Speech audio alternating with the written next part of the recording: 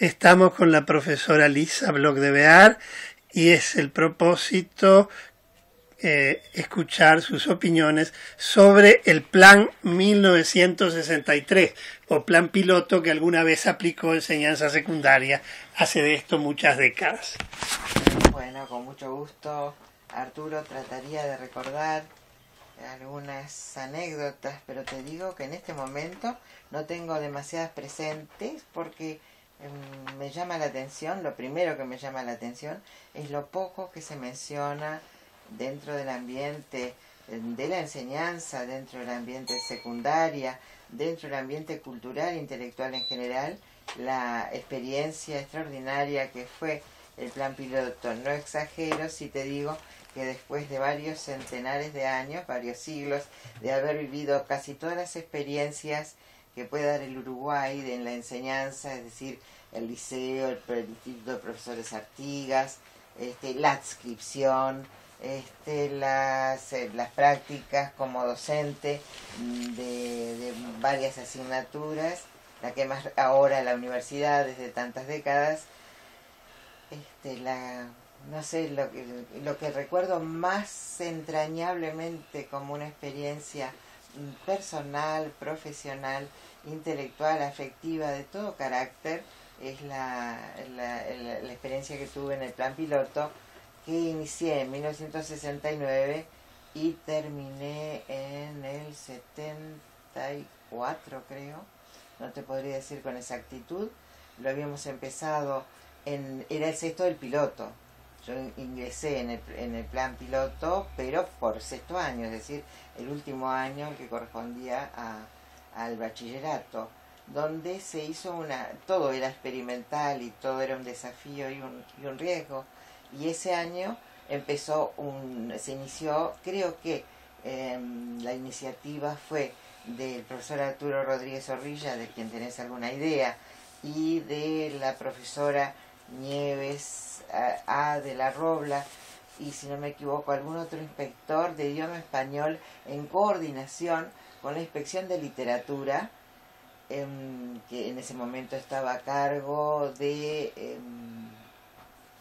Ibáñez, probablemente, Ibáñez, pero debería haber alguien más. Había alguien más, con Roberto Ibáñez, era él el que nos visitaba con frecuencia, y una iniciativa extraordinaria. La asignatura se llamaba Expresión y Comunicación Oral y Escrita. Si ahora pienso que estoy en Ciencias de la Comunicación desde hace una década, creo que también ha sido un poco determinante de la orientación de los temas relativos a la lingüística, a la teoría literaria, a la literatura en sí, que tanto me interesaban, pero así se llamaba la asignatura, Expresión y Comunicación Oral y Escrita. Y realmente era un entusiasmo, un fervor, el que se compartía con los colegas, con un director extraordinario como fue Saxlund, Jorge Saxlund, el arquitecto Jorge Saxlund, y todo el equipo de docentes. Nos encontrábamos con una frecuencia inhabitual, por lo menos en los años previos en que yo había trabajado en el liceo, para integrar experiencias, complementar conocimientos, tratar de aplicar lo que se especulaba o teorizaba en filosofía con lo que se hacía, por ejemplo, en literatura y en esta asignatura. Los colegas eran realmente interesantes, responsables. Nos habíamos tomado esa iniciativa como casi una causa personal. Uno dejaba no solo el tiempo, sino la dedicación de lecturas, casi la gran parte de la vida se lo llevaba esa experiencia, porque realmente nos alentaba el reconocimiento que había por parte de los colegas que también experimentaban esa misma, te digo, experiencia intelectual emotiva, y los inspectores. Por ejemplo, me acuerdo de la frecuencia con que venía Roberto Ibáñez, siempre en una actitud bastante polémica, haciendo comparaciones entre los trabajos que realizaban unos en contra y en detrimento de lo que realizaban otros. Porque además ustedes deberían tener también un inspector de idioma español, ¿no? ¿Quién era en ese momento? No. Uno era Rodríguez Mallarini. No, ya no, ¿Ya no era? Ya no. ¿Y ustedes tuvieron...? Ah, no, tenés razón, sí, claro.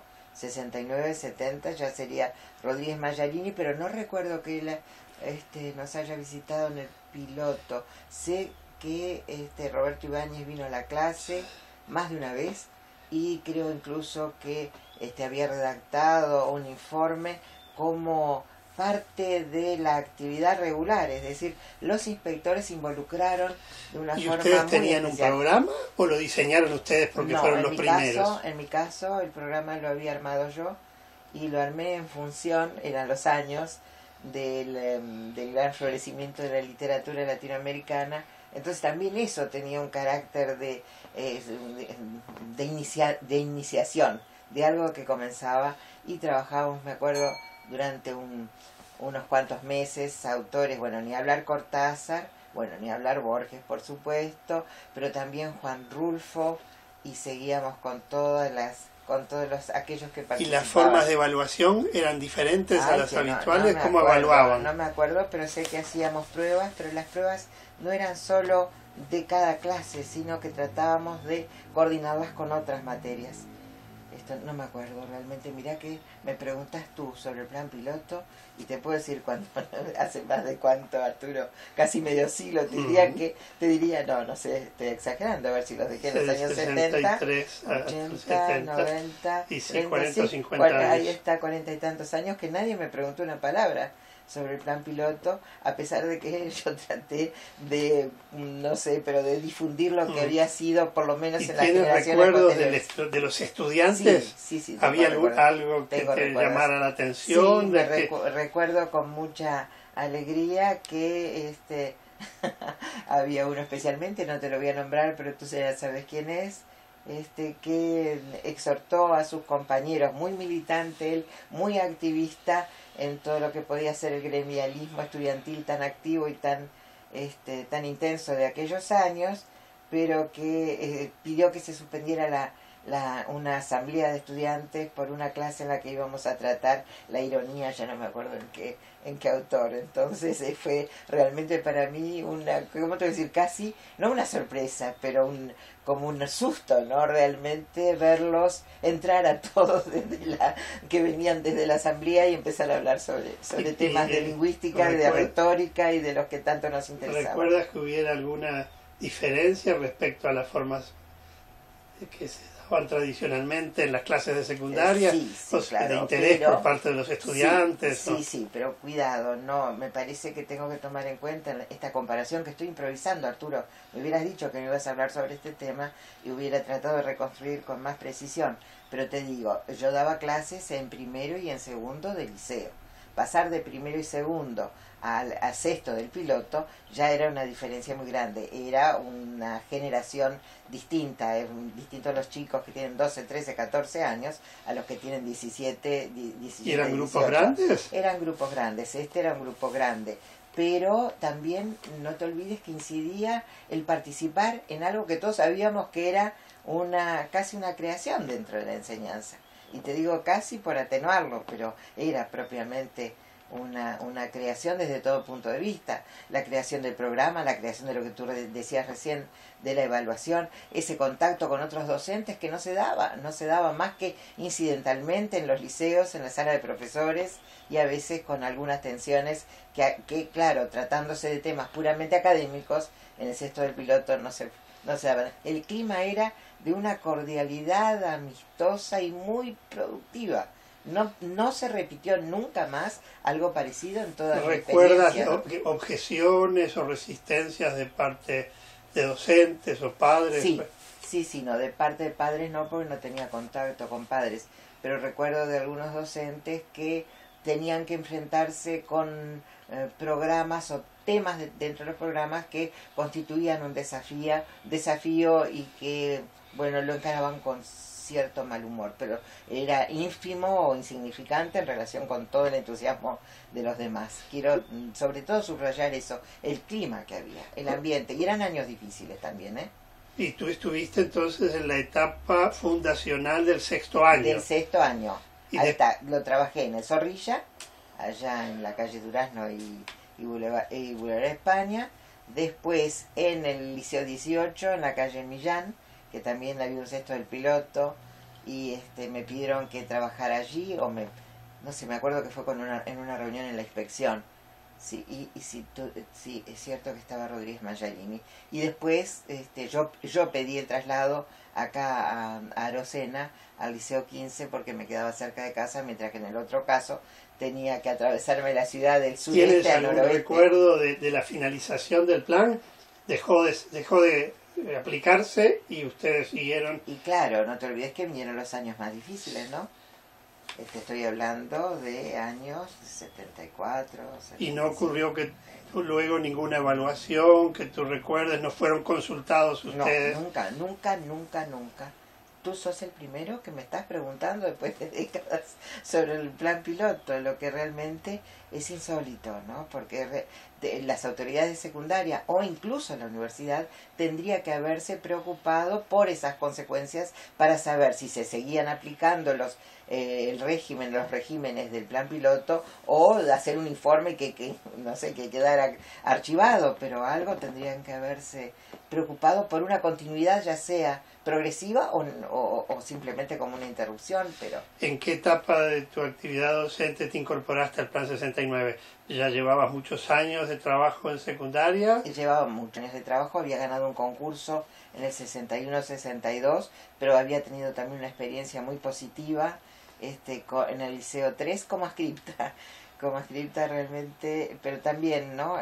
Esas pocas experiencias bueno, gracias también a otro arquitecto, Julio César Sales, que sabía formar el equipo. Es decir, los ascriptos formábamos un cuerpo, era un organismo que estaba funcionando de una manera armoniosa, a veces con discrepancias, pero de forma muy integrada. Y una cosa similar es lo que tuviste cuando ingresaste al preparatorio del Zorrilla del plan piloto, que el director tenía un papel. Claro, sí, que el cuerpo docente funcionaba como tal, como un cuerpo y no como fragmentos ahí. ¿No te acuerdas las condiciones de ejercicio de la docencia como eran en ese momento, en cantidad de horas, por ejemplo? Sí, yo te daba, ¿cuántas daba?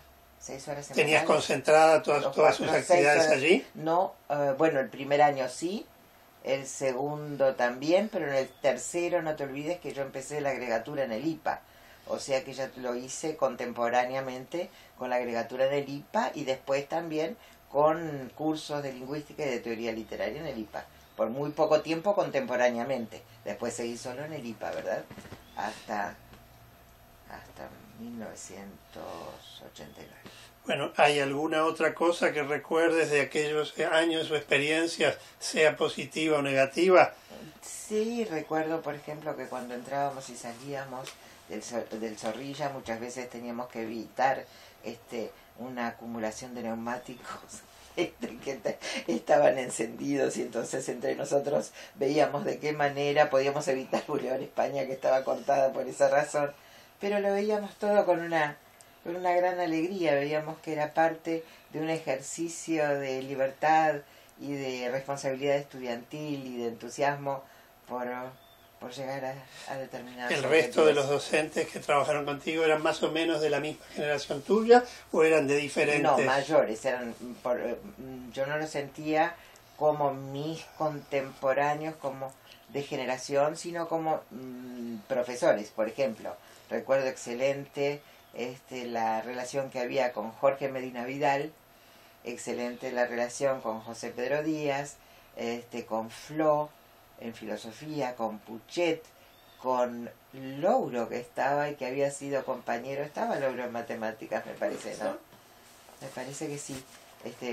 De alguna forma estoy tal vez confundiendo la inscripción, que habíamos sido muy amigos con Rodolfo Louro en el 3, y después, sí, no, él estaba también con, ¿cómo se llamaba? Dante Mara, que también estaba en el sexto del piloto en matemáticas. Te das cuenta, materias completamente diferentes según las concepciones tradicionales, no las de hoy, o no las que yo pienso que deban ser en la actualidad. Y sin embargo se daba integrado, ¿no? ¿Y esa integración también tenía algo que ver con la evaluación, o cada cual evaluaba? No, nos reuníamos. Se reunían. No, sí, pero gracias a Saxon, que te digo que era de una dirección que realmente orientaba, te sentías apoyado por la dirección, pero al mismo tiempo no se imponía. No se imponía, tenía el tono justo del que debe tener un director, ¿no? Y los Que estudiantes... estaba muy enterado, venía a la clase incluso, visitaba las clases. ¿Y los estudiantes que llegaban a ustedes tenían algunas características que los diferentes? Claro, tú no tenías experiencia de preparatorios. No, de preparatorios no. Fue la primera experiencia mía de preparatorios.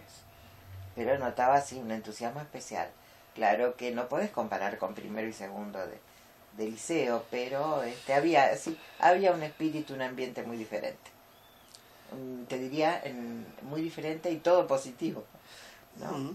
O estaré idealizando, no creo, porque eran años muy difíciles para mí, en lo personal también, y sin embargo iba con un entusiasmo a la clase que realmente no me explico tuviera lugar si no se diera de esa forma, ¿no? Bueno, solo cabe agradecer y si después recuerdas cosas Te agrego, poco agradables, las agregas.